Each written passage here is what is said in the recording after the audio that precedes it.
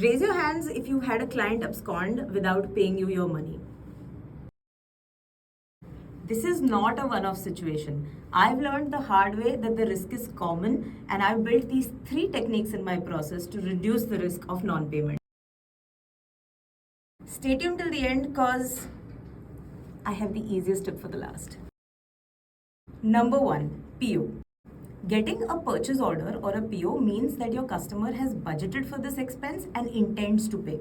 If there is a conflict in the future, you can also go to the MSME e-Samadhan portal and raise a complaint over there. PO is mandatory for this. Only problem is, while this is the most effective technique, it's also the hardest to implement because your customer may not have a PO process in their organization. Number 2, contracts.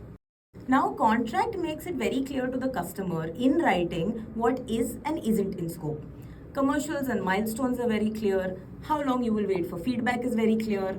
Ownership of intellectual property is very clear. And if the customer decides not to pay you at the end, you can slap them with a legal notice because you have the paperwork. Now, unlike a PO, a contract is also easier to implement because you don't have to depend on the client to have a PO process. You yourself can make the contract.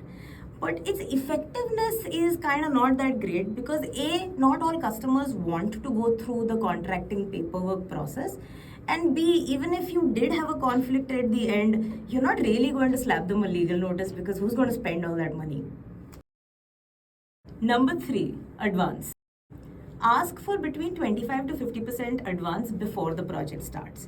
Trust me, your customers will pay it, you just have to have the confidence to ask.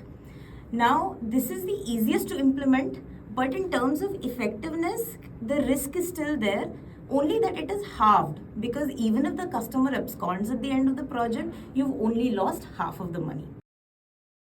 Will you try any of these techniques? Let me know in the comments below.